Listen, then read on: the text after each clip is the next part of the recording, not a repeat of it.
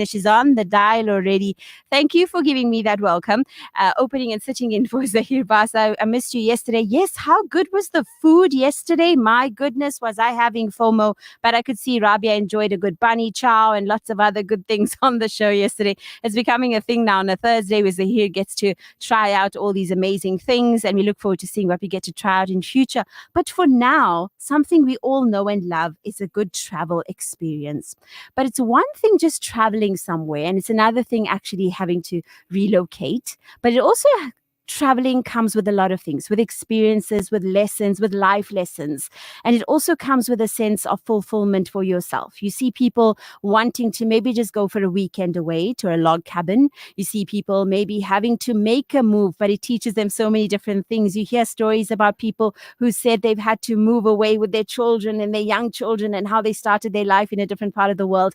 But today we're joined by the man, the artist, the newfound storyteller, full of emotions. And as she calls herself, the daughter of South Africa. And I love that. I think it's such a beautiful way to describe yourself. And if you're somebody that follows her, you would understand why she refers to herself in that way. Because when you go to different parts of the world and then you come back to the simplicity of a place like Overport, and you have that nostalgia of just watching the streets, just appreciating our spice shops, it just makes you think, this is home. This is the beauty of being back home. And so many of us have these big fanciful ideas of life abroad and what a state South Africa is in, the crime and all the problems.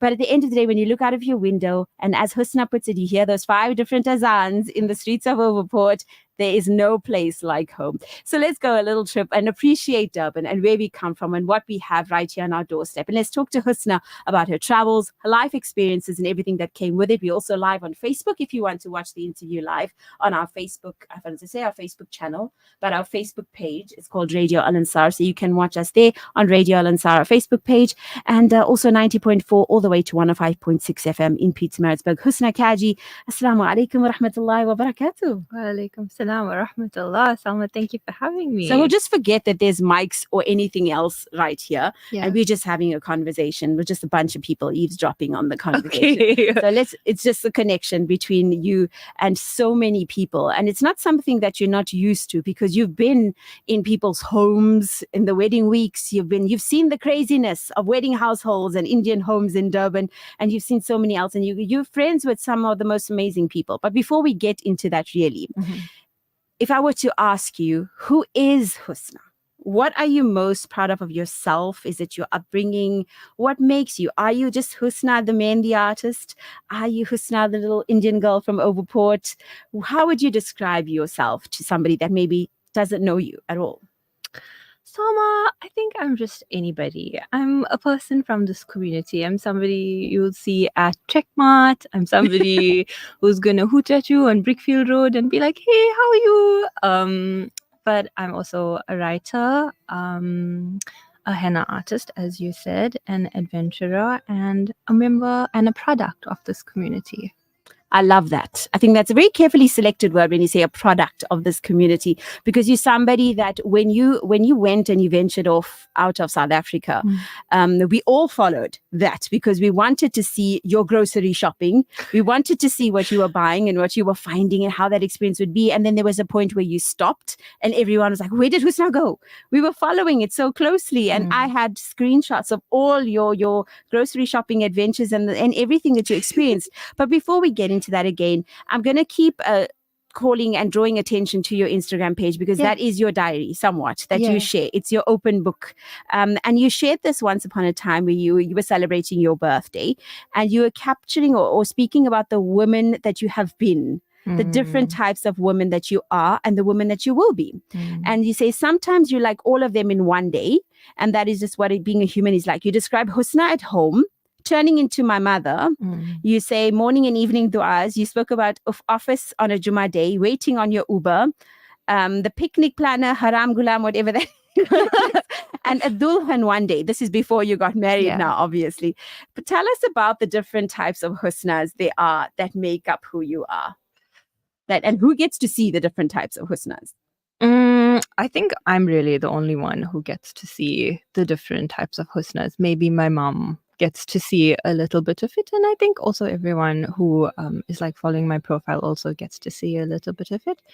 I think the different types of husnas are maybe just the different reflections of the other women in my life whose identities and personas are so strong that I disappear and I become them. And it's me with like a little bit of them, but also, yeah, it's the product of what everyone else is. That's kind of what I am. Now, something that you always advocate when we always say the purpose of this interview as well is to create a sense of appreciation towards our community, where we are and who we surround ourselves with. And something you're very vocal about is your mom, who sometimes you call, what is it, Mortima? Sometimes she's Auntie Nasima. Yeah. Is that the type of relationship you have with her? And how does she feel about that? And tell us about some of the other women in your family that have influenced the product that you are. Oh, wow. Salma, I'm influenced by my mother to a great degree, but I'm also very much, I'm a soft person. So I love to like, when I'm in the presence of someone, I really take them in and I take all of them in and I make the space to like witness and observe them. So now I'm in your presence and I am appreciating you and taking you in. But yeah, I guess I am very much my mother as well. I call her Motima because she is Motima to my nieces, Hannah and Nuha.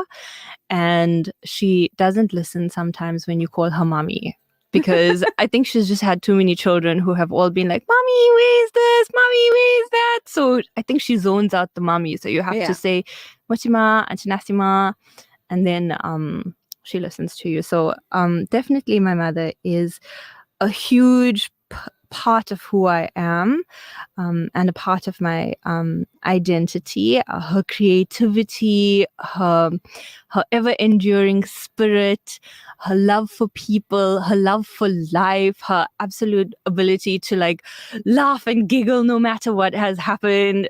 It's definitely something that I love about her and something that I hope to keep in myself. It's also my nani, who is very demure, very mindful, very reserved, but committed to keeping our family united. My dadi, who spent her whole life doing her duty, looking after everyone in the family, looking after her son, her daughters-in-law, making sure the pot of food is always there at the end of the day, making sure the cake on the table is just as tasty as it was last week.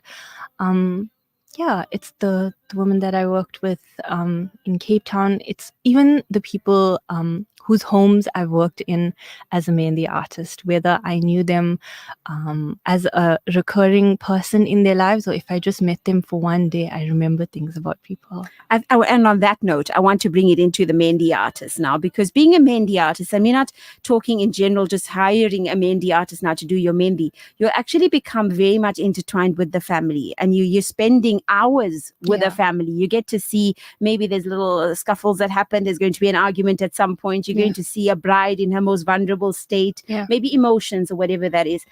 What do you think the role a henna artist possibly plays? What do those families play in your life? And you mentioned you immerse yourself in that person like you are immersing yourself with me right now. I'm feeling your energy. Oh, really? Yes.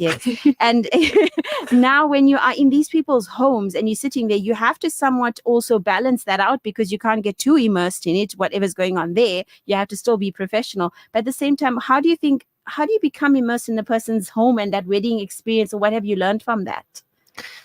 I've learned a lot from it, and I think a lot of it even just comes from the henna tradition. So henna is traditionally in our culture, in Southeast Asian cultures, the bond between generations. And we have lost that tradition of doing henna for people in our families, but that's where it comes from. It's the conduit for good hope, for blessings, for love that we share with people in our family. So I think when I am a henna artist working in other people's home, I am a channel for the love of the cousins, the mother, the nani, and all of this going to the new bride and to all of the other family members and everyone who is part of this event.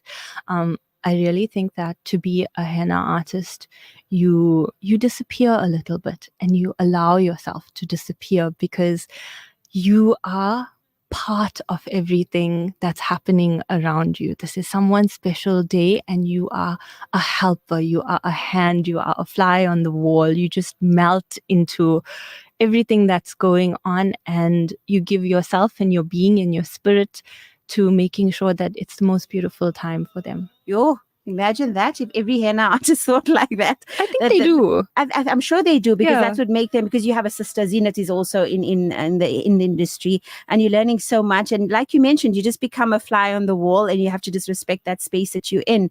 Which brings me to something else. What we all went through the year 2020. Okay. I know as a mom that was the year I had my son, and COVID really made that hard for a lot of moms. When you had that fear of being alone, you were in hospitals alone, no visitors, nothing. And then you shared a very interesting post during Ramadan. So this is to quote what Husna put out, and I want to touch on this because I love the fact that Al Ansar was mentioned in that post. Oh my goodness. Okay. Yes, this is what you said. This has got to be the saddest Ramadan ever. No family, no azan, no masjids, no community. I've skipped the Al Ansar Souk for years, but right now I'd give anything to be there, just to be surrounded by Muslim families. I miss the khanka, the long tarawees, the sounds of a house filled with people at 5 a.m. I miss praying together. I miss seeing my mom in a burqa all the time. I miss her ice cream milkshakes, samosas, pies. And you say, I'm not a hijabi, yet I find myself wearing a scarf indoors. There's no mom to make me clean things, so I wash the walls out of my own will. Am I going nuts? Yeah, maybe. I just love that. It's so beautiful. And if everybody had to pen their thoughts during 2020, I'm sure it would sound very similar. You missed that togetherness. What was that like for somebody like you that loved to thrived on bonding with people and connecting with people? What was that like? What made you think of Al Ansar Souk? Because Salma, Al Ansar Souk it's a transcendental space. It is the village recreated, right? Like, Right. So if you go 100 years back, maybe even 200, however many years back, we all have ancestors that would have lived in small villages where they knew everybody, where that uncle has a good cow and has good milk, and that auntie will give you chickens, and like alhamdulillah, we've moved so far from the life of the village, but we are still in a very big global village. And I think the Al Ansar Souk particularly is the recreation of that village, because you get to see everyone again. You see the vendors and they're there and they're talking to you, and it's that space. It's like an intimate space actually for community and for people, and you don't get that in your everyday life, but you only get it at the souk. Oh my God, free advertising. I was going to say that's a perfect advertisement for the souk. But I love that sense of appreciation, and I think that's so important. And appreciation of family. Before I get even to you stepping out of Durban now, I want to highlight that a little more. How important are the elderly, our family, our community members to a young woman? Or to somebody like yourself, and a message, perhaps inspiration to other people. You've seen just recently, I think it was Nadia Adam from Joburg, who put up on her social media. She's a well-known person. She goes as, I think, Fab Functions by Nadia. She does decor and so forth. And she put up where she saw an elderly person hitchhiking on the road. And she stopped and she asked him, what does he want? And he needed to get to a place, and they gave him a lift. And he said he has so many grandchildren and so many children, but it led into such a broad conversation online on her Instagram as to, is this the value that elders now have in our everyday lives, that they are now hitchhiking for a lift if they need on the road? So what's your thoughts on that, the importance of the elderly? You're always posting about your Nana. Even before you left, was it your Nana or your Dada that did his own little henna design on your hand? Tell us about the elderly and how they form a very big character or characters in your story, and the importance of the elders. Yeah. The elderly people in our family have always, and to this day, play a very important role in my life and in all of our lives in our family. I was actually raised very much by my grandparents, by my ma and nana, because my mom was going through, well, she had already been divorced, but for me, as a product of my mom's first marriage, my ma and Nana were like my safe space for me, Okay. and they looked after me. And so I have a very deep place for them in my heart, and for my Dadi and Dada as well.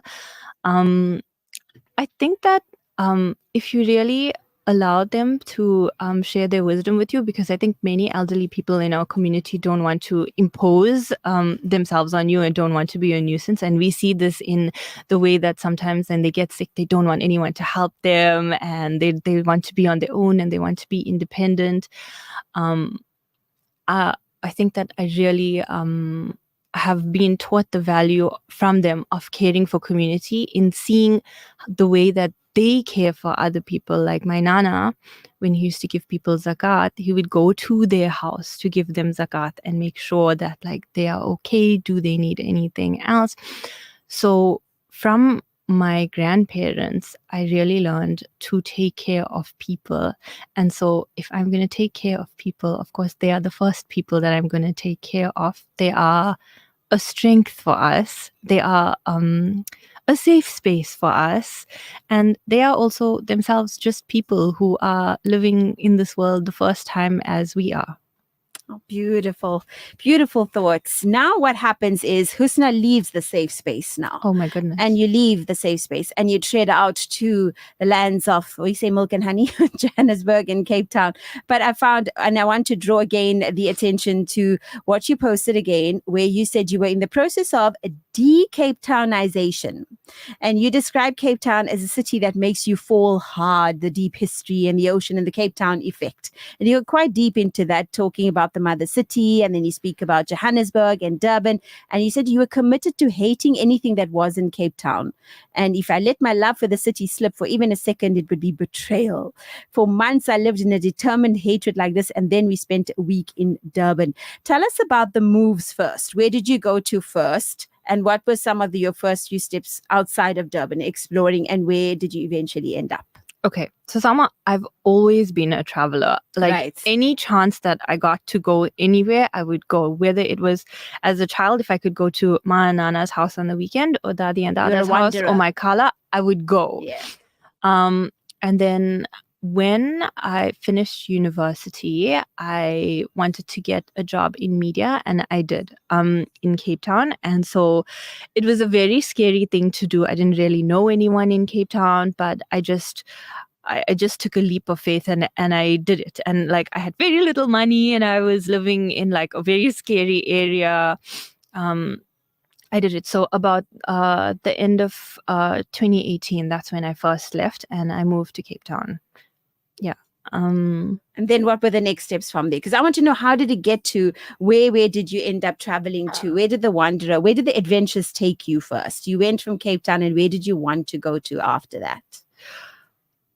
Salma, well, I went to Cape Town for work, but before I went to Cape Town, you know, my grandfather and my father had told me about this family in Cape Town that they once went to visit and they didn't know them. And this family just met them and they filled their car with a tank of petrol and gave them the car and said, go wherever you need to go. And they gave them a space in their house. They were friends of my father's, but my grandparents didn't know them at all. And I think that gesture of hospitality really warmed my heart so much that before I was living in Cape Town, I made a trip to Cape Town to go and meet these people. And unfortunately, the auntie, the matriarch of that family, Auntie Zubib, passed away. May Allah give her rest and light in her qabr. But that was the first time that I really traveled, and I traveled to meet people. I traveled to learn about people, to learn about culture, and to learn about other lifestyles and ways of the world. So I was working in Cape Town, but I think that was just a day-to-day mundane thing. But I really feel that travel is worth it when you connect with people. And when you take yourself outside of the perspective of, okay, I went to see the Eiffel Tower, okay, I went to see Camps Bay, but you'd actually go and sit in someone's house and listen to their stories about their life. The travel experience would be spending time in people's homes. Because most recently now we were following your experience in France. Was it Paris? where you spent Eid. And then you had your Turkey experiences. Tell us about those ones, and Spain, those three, and then we'll talk about America. Okay, what do you want to know about those? We want to know how it was. Who did you meet there? Where did you go? What did you do? And for people that are perhaps considering to go there as well, what was the experience like for you? Okay, so I live in the US at present, right? I live in Philadelphia, and I don't like living in the US. I feel very bad to say that because I have wonderful friends who are American, but I find the let's culture. talk America first then. Okay. Because clearly that is the issue. That is a subject, because that is a sensitive one when you spoke about that, your experiences in New York. Because then when you met Shabnam Khan and you met the others, that you described that pain when Shabnam left after that. And for those that don't know, Shabnam Khan's the author, and she spent some time with you there in the US, and you described sitting on those cold steps at the train station when she left, and how you sucked in your breath and you had that realization, and how you cried to yourself and you thought of home. And that's when it hit you that there is no place like home, when you meet somebody that comes from home. But tell us, what was America like for you then, before we get to Spain and France and everything else? It was a culture shock. Yeah. My husband says I don't deal with culture shock very well, which I didn't know about myself until he told me. But when we moved to the US, I thought, like, it's America. We consume American media all the time. We listen, like, we know about America. We speak English. It's going to be fine. It was not fine. It was very hard. The way that people communicate with each other is very different in the US to the way that we communicate with each other in South Africa. In South Africa, you can speak to anyone. You can speak to someone on the side of a road. You can speak to somebody in Checkers. You can, and people will have a conversation with you. But it's not like that in the US. So when Shabnam came to the US, I was so happy and I was so grateful to just be able to talk, to be able to say anything like, oh, I need to go put my pajamas now. I'm feeling for Chevro. Just like, something relatable. Yeah, you don't have to like calculate all your thoughts all the time. So yeah, when Shabnam left, I realized that, like, oh my God, I've been holding on to South Africa so much, and I can't keep living in a way that I'm only alive when one of my friends comes to the US, and when they go away, then I just like wither away. So I realized that I had to make friends and I had to start fully living in the US. But what were some of the highlights for you? Because for me, some of the highlights definitely was the shopping experiences. So if you had to compare now, and I don't want to sound so materialistic, but it's a genuine thing, because you move and you think, oh, this is so amazing, you're going to earn the dollars. But then you actually start comparing what you're buying to what we have here and how lucky we are. But you were fortunate enough to find those little Indian grocers and things like that that stock the ginger garlic and all that. But what was that like? Most of the culture shock, was it that, the actual prices of things as well? Okay, it was a lot of shock. So we got to Philadelphia in the middle of summer, and it was hot. It was scorching hot, like maybe 40 degrees. That itself was a shock for me, that how can America get so hot? I am from Africa. Yeah, I am from Africa. Why is America hotter than Africa is? And the first grocery store I went to was Trader Joe's, and everyone is so friendly to you in Trader Joe's. And I didn't know that that's actually part of their marketing strategy, is that they train people and look for people who are friendly, and they want them to be folksy and ask, hey, did you find everything? So that you have a good shopping experience. So shockingly, even friendliness is like part of like the capital, part of like the capitalized system of America.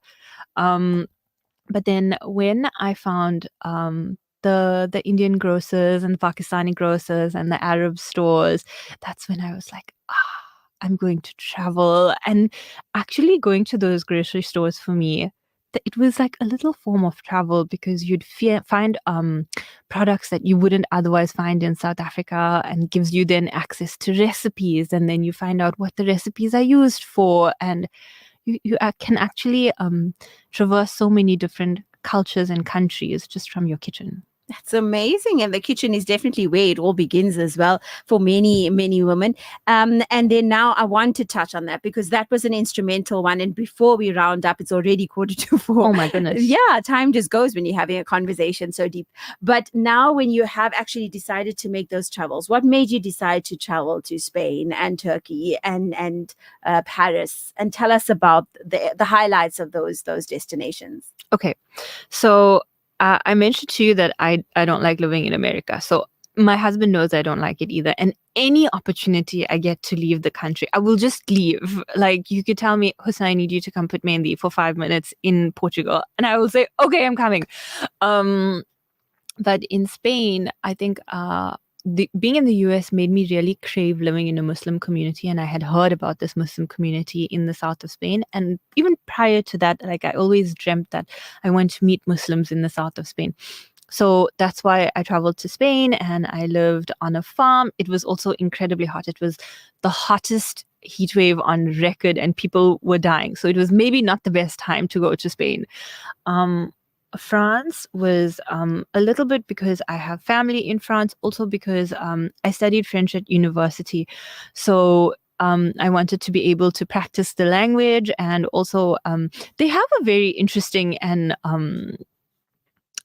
noticeable thing about the grocery stores in France. And oh my God, grocery stores are a very big theme in my life. But they have a health rating on every product. So it goes A, B, C, D.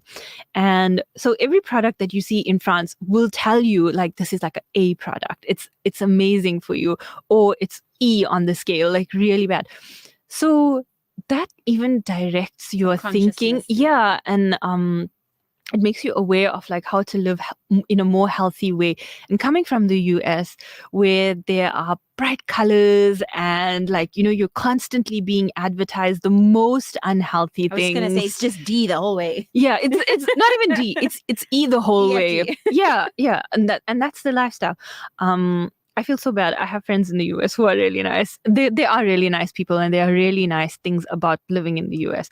But I appreciated the approach towards living healthily in France, and I was happy to just take a refuge there. And yeah, I've been to a couple other countries. I don't know. Beautiful. But we're going to have to save that discussion maybe for another day, where we get to go deeper into what it was like to visit those countries and maybe some popular places and destinations. So if I were to ask you for some of your final thoughts, maybe 2 messages to those people that feel, oh no, we're never going to get out of Overport, or they feel almost stuck in Durban, they can't wait to explore the world, or maybe they're waiting for that sign from somewhere to come that we need to start traveling. Maybe they're worried about their budget. What would you say to those people today?